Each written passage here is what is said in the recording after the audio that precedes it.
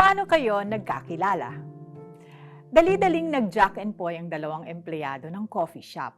Closing time na kasi, pero may humabol pang customer. Talo si Ellen kaya siya ang humarap sa bagong dating. Nag-order ng cold coffee ang customer. Friendly siya kaya napasarap ang kwentuhan nila ni Ellen. Blessing din pala ang matalo sa Jack and Poy dahil doon nagumpisa ang pagiging mag-close friends ni na Ellen at ng customer. Sa isang summer camp naman, nagtagpo si Laila at si Helen. Pareho silang 10 years old.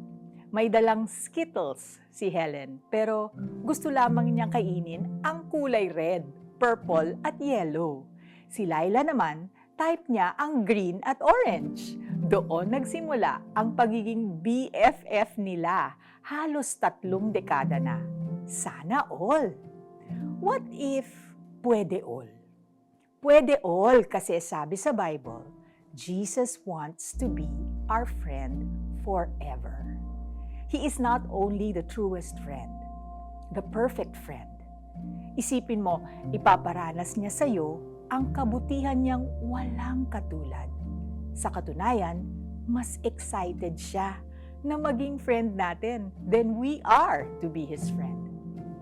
Minsan nga nagdetour si Jesus para lang hinga ng tubig ang isang babae sa may balon na gusto niyang makilala.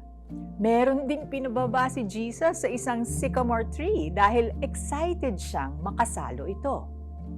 At kahit pagod na sa ministry, imbis na ipagpabukas, tinanggap ni Jesus ang bisita ng isang religious leader na sa kalaunay naging alagad niya.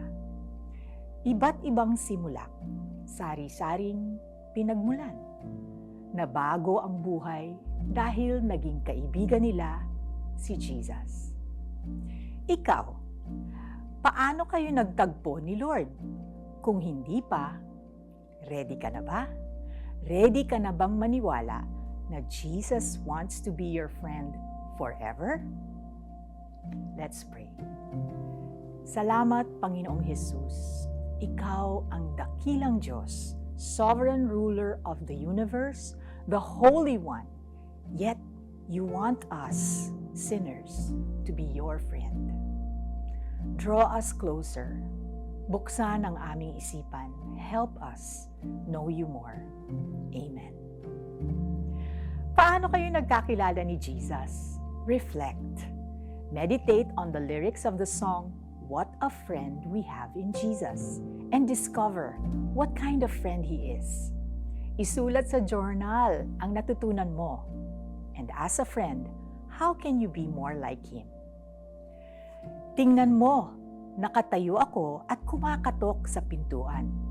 Kung diringgin ni numan ang aking tinig at bubuksan ang pinto, papasok ako at kakain akong kasalo niya. Pahayag 3 verse 2. This is Felicie Pangilinan Buizan saying, get to know the Lord.